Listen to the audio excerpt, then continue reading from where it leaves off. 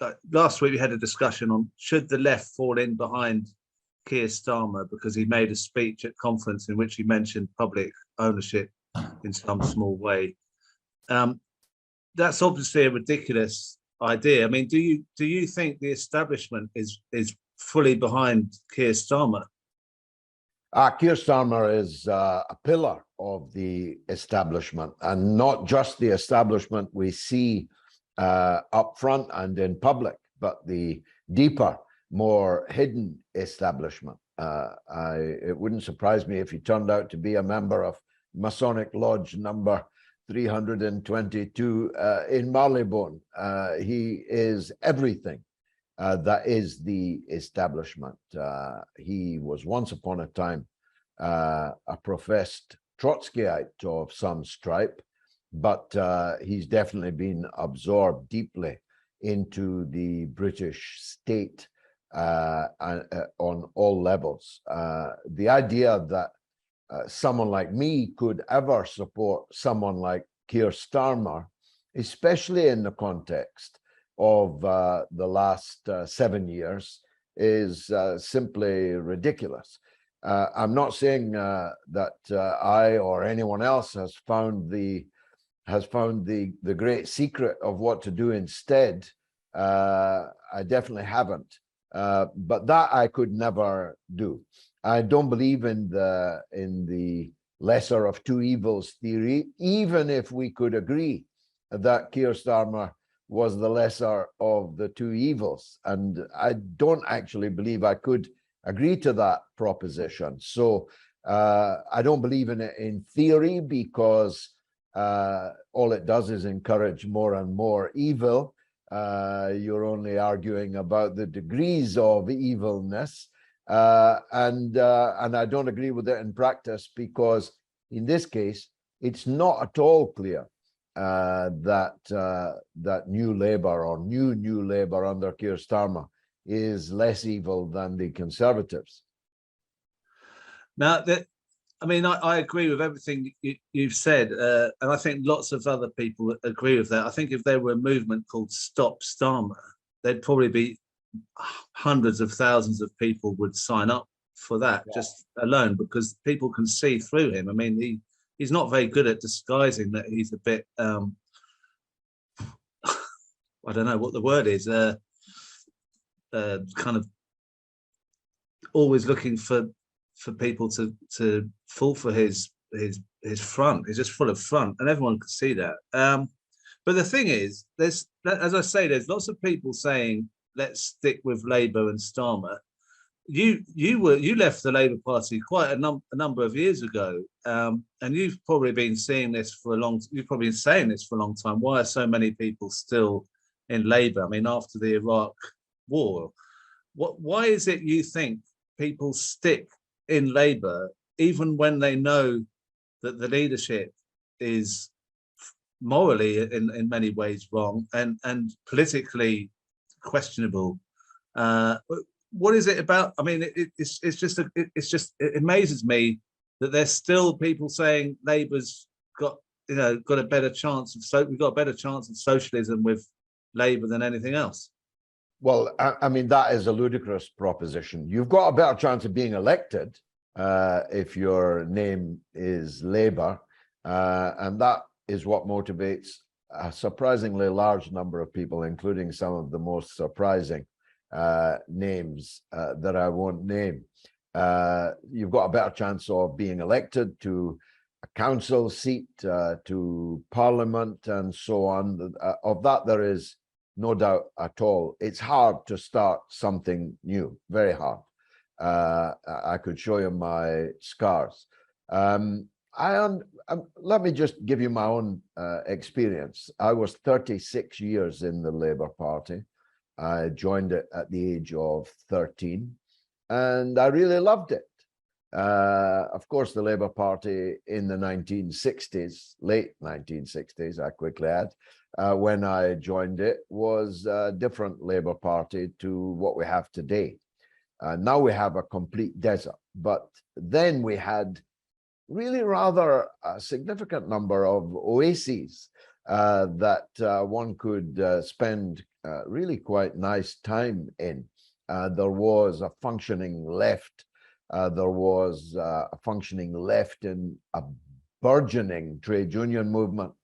There was a functioning international scene with country after country overthrowing fascism and liberating themselves from colonialism and so on. So it was nice, and I fell in love with it.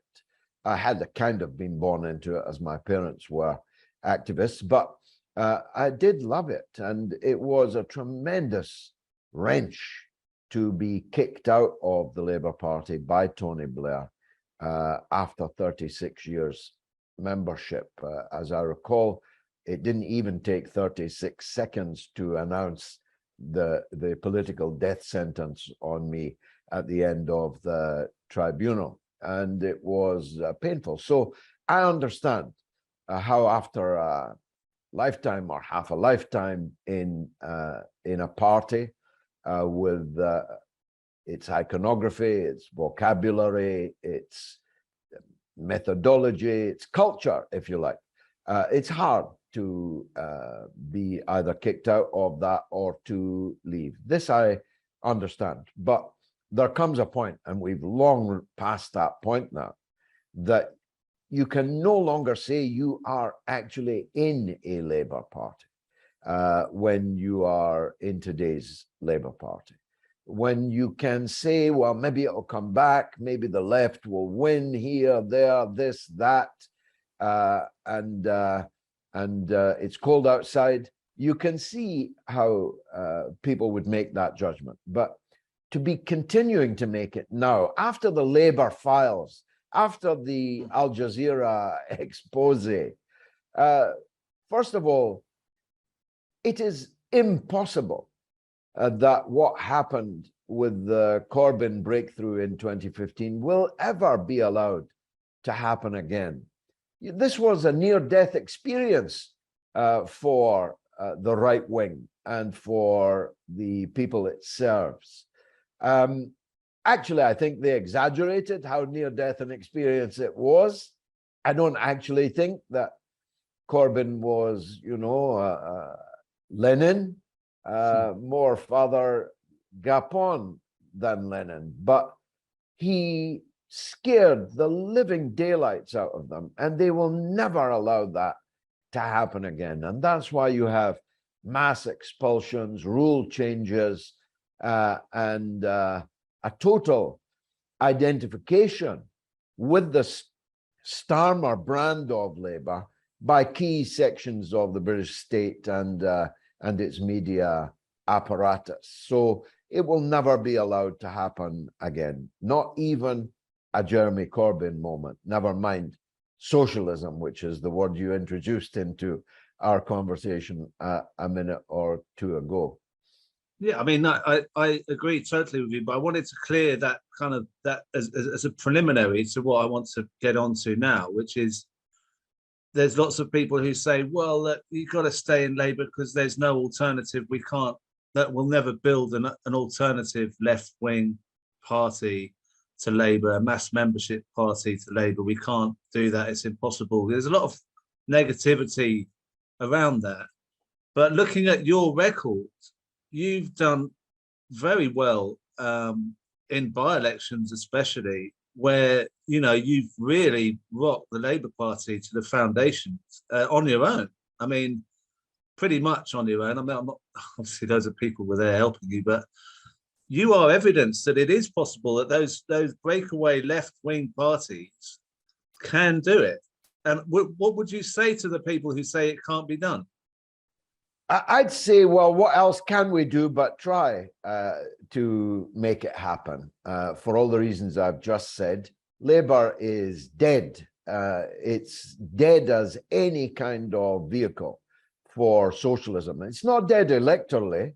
It can still get elected, but it won't, indeed can't, do anything that anyone who calls themselves a socialist would be interested in doing. So if you're a careerist and you just want a seat on a bench somewhere either a hard bench in the local council or a soft one in the House of Commons. Labour is obviously still the best bet for you, but don't pretend that you're going to change anything significantly by being elected under that rubric.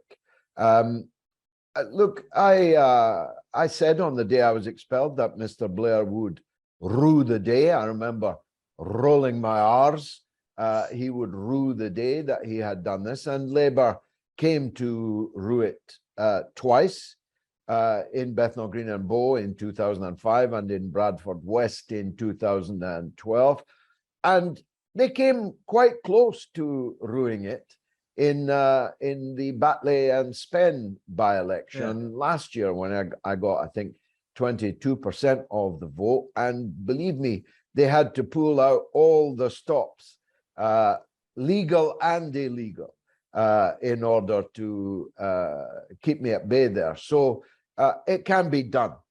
But not everyone can do it, as has been proved. Many people, fine people, like Chris Williamson, for example, who's a good friend of mine and who I stood by from the first minute of his cavalry at the Calvary, I should say, at the beginning of the torture of and crucifixion of Chris Williamson. Chris got a very miserable vote when he stood for Parliament, despite being a person of upstanding character and outstanding quality. So not everybody can do it, and not everyone can do it every time, as I am also an example of. I mean, I stood in West Brom in 2019 to try and help defeat Tom Watson, a noble cause, you might agree, but I did very poorly there. So not everyone can do it, and not everyone can do it all the time. Yeah, I mean, that's very modest of you to say that. But I mean, I don't think I think that swing in Bradford was one of the largest in history. That's right. To actually, I mean, the thing is, the Labour Party has all these sheets of who's their vote, you know, from years and years and years, and they know where they live, and they can just knock on the doors and get them. If you're a new party, you have to start that all up from scratch, and if it's a by-election, then you've hardly got any time to prepare that. So to manage to do that and in that short time is amazing, incredible. Shows how powerful your message was. Now you say that some can't do it. I mean, part of what I'd want to discuss with you is the kind of diversity of parties on the left at the moment. We've got Breakthrough, we've got Northern Independence Party, we've got Tusk, we've got Resist have just merged with Socialist Labour Party, we've got the Workers' Party. Now, Tony Benn, I remember laughing about how many different parties of the left there are and how there's only really the Labour Party. In a way, that was quite a powerful argument, that they're so splintered that we just have to pick, we have to go for the big one. What is the possibility of those splintered parties all getting together? And does it matter that they're not together? Do you think some of them, it's okay to have lots of left parties and just one will dominate?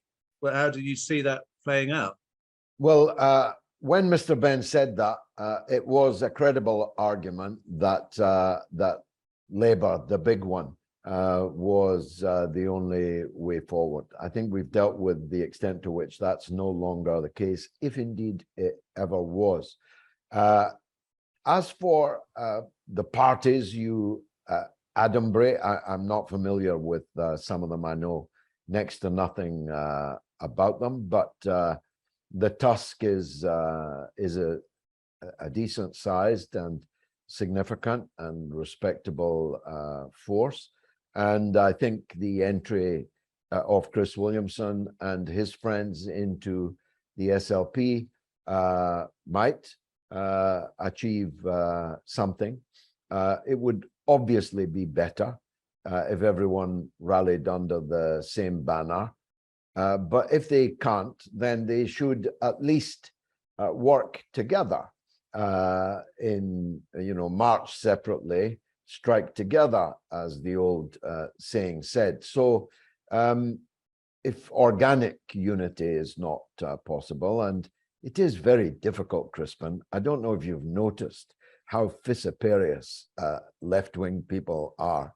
I always think to myself, it's just as well they don't have guns, because if they did, there'd be a lot of dead bodies lying around, including mine. And that's, by the way, one of our barriers to electoral success. We're seen by people as, well, a bit crankish, a bit odd, a bit strange. And the people are not wrong about that. Whether it's the fact that we attract such people because we're there, or that we go looking for such people, I don't know. We have outstanding cadres in the Workers' Party of Britain, truly outstanding, just not enough of them. When you get bigger, you can sometimes get crankier, and that's all right. Cranks are lovable enough, but people don't generally want to vote for them. And then they, what Freud called the narcissism of the small difference. I want to nationalize 6 corporations and you want to nationalize 9. Therefore, I'm a class traitor who must be denounced as a reformist backslider.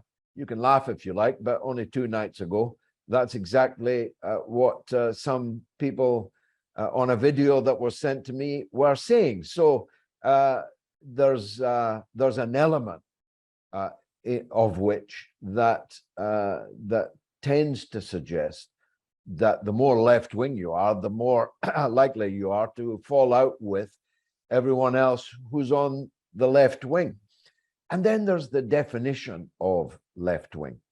I no longer describe myself as left-wing, though 99.9% of the people in the country who've ever heard of me would regard me as left-wing. When I look around at what it seems to be left-wing nowadays, I realize actually I'm not that.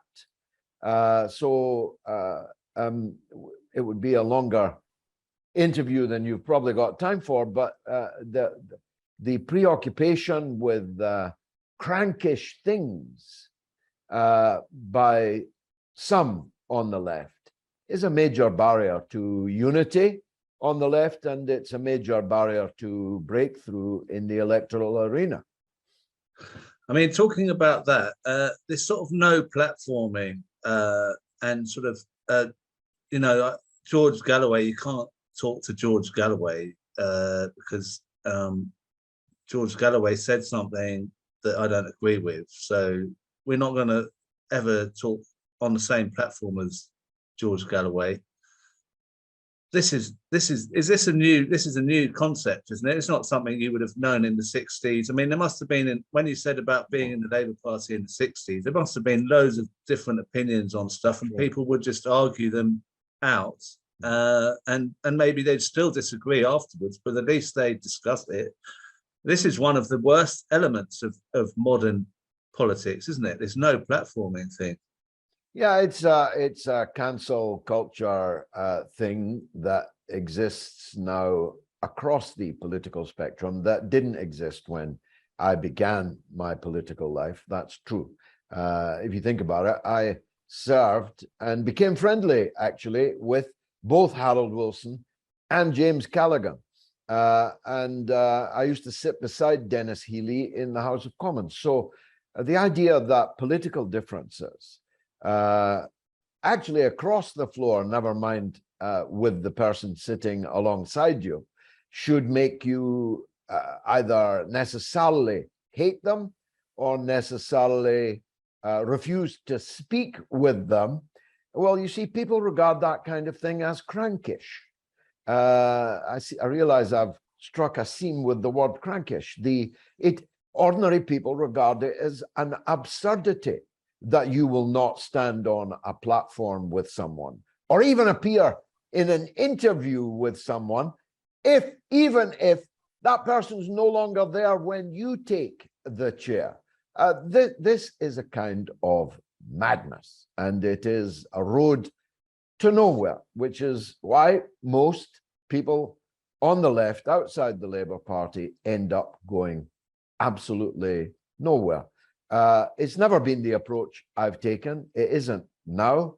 I'm ready to sit with anyone on the left and discuss our differences and see where we can find common ground or agreement. I mean, I hear all the time about people I've never met or ever heard of saying that they wouldn't go on a platform with me, as if I'd even recognize them if I was sitting next to them on the bus. But here's the rub, Crispin. They may not speak to me, but I speak to, last week, 1,323,000 people, just last week. And it will be bigger next week. That's more important to me than whether, John Doe or Mary Doe is prepared to talk to me about socialist politics. I'm the one with the reach. I'm the one with the audience. And that's infinitely more important. Well, I mean, you're a very courageous and strong man. I mean, you went. Everyone's impressed. Everyone's watched that clip of you in the Senate or whatever when they were trying to grill you and you spoke back. No one. I can't imagine many people having the same strength as you to do that. However, other people who have not got that courage and strength are really destroyed by this kind of behavior. I mean, I saw Ken Livingstone a few weeks ago. He can't pay his mortgage. He can't get any income from any speaking or anything. He is in a really bad state. Yes, because of and these for why? smears. Once upon a time, I mean, I have a lot of political differences now with Ken Livingstone, but he's frequently a guest on my shows because he's interesting and he has a history that should be known and learned from. But it's only yesterday, in historical terms, that Ken Livingstone was the first and greatest mayor of London. Competition's not been that great for the greatest, but I'll grant you.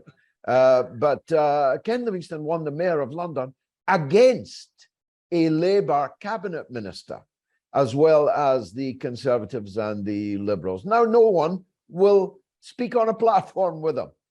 Why? Because he, perhaps ill-advisedly and perhaps ill-timedly, said something that is indisputably true. Now, when you're getting banned for saying something that people wish you hadn't said right at that moment, and I'm one of those in the case of Ken Livingstone and what happened to him, you can't ban someone for saying something which is true. That is truly Alice in Wonderland. That is truly through the looking glass or down the rabbit hole or all of these things. But that's what happened to Ken Livingstone. Look at Chris Williamson. I still say to people, what did Chris Williamson do wrong? He literally did nothing wrong, not even make the mistake that Ken Livingstone made of expressing himself rather clumsily and at the tail end of an interview when he probably oughtn't. Williamson didn't even do any of those things. Williamson literally did nothing wrong. And look what happened to him. Yeah. Yeah, I think your media, the fact that you have 1 million plus people watching your show is so helpful to people like Ken and Chris, and anyone who wants to just speak out, really, because we've got other media on the left who are ducking at any opportunity when it comes down to the anti-Semitism smears. They were also calling for the second referendum, which was very unhelpful for Jeremy Corbyn. They destroyed his chance, and yet now we're being asked to listen to more of them, on all kinds of issues. It's such a worrying thing. I mean, when the media is not covering that Al Jazeera show, we've only got you and maybe one or two other channels that can get it out there at all. It's it's really good that you're doing what you're doing. And well, look, Crispin, as God commands, I rejoice more when a sinner doth repent than when those not in need of repentance. I am glad that a certain celebrity journalist who did more than most to damage Corbyn's chances, who gave not just house room, but wind beneath the wings of the anti-Semitism smear and so on. I rejoice that that celebrity journalist has repented. Recanted anyway. I'm not sure that he has repented. And there's a whole media house around the Novara media, for example, who all participated in the destruction of Jeremy Corbyn and now have begun to recant. Aaron Bastani, who's the best of them, but even I saw Rivka Brown commenting on the Al Jazeera documentary on the files. But at the time, when the incidents being reported by Al Jazeera were happening, she was on the other side, helping the smear against Jeremy Corbyn and Chris Williamson and others. So I'm glad that they are recanting. I'm certainly, for the reasons I gave earlier, prepared to work with those who wish to recant these things. If I can work with a conservative, I can work with Aaron Bastani, of course. I don't set preconditions at all for cooperating with people on things on which we agree and where it will be helpful to the working class to do so. But it is a bit hard to take. It must be hard to take for Jeremy Corbyn more than anyone else. Yeah. Well, it's been really interesting talking to you, and thank you very much for coming on. Okay. I think that the new left party, we've got to sort this out, because I've got a feeling that the establishment think they've got this all set up nicely with whatever it is, 60% ahead in the polls, whatever it is. He's coasting, cruising. But I've got a feeling that if we get a alternative left party together, we can really screw up that plan and give them a black eye, a bit like with the Brexit vote. I mean, they can't. They do think they've got the public where they want them, don't they? But they can't guarantee that, can they? No, in the absence of an alternative, they do have the public where they want them, with no real effective alternative to go for. But my take, and I'm out and about a lot, not just on the street, but on air and taking feedback on air. My take is that nobody loves any of the mainstream political parties. They may hate one or two more than they hate the third, but they don't love any of them. They don't love Starmer at all, but they may have to vote for him. That's the, if you like, the weary resignation that people feel. And so that's the paradigm we have to change. Look, the Workers' Party is not the finished article. We definitely don't have everything right. We are ready to work with others. We are even ready to join with others.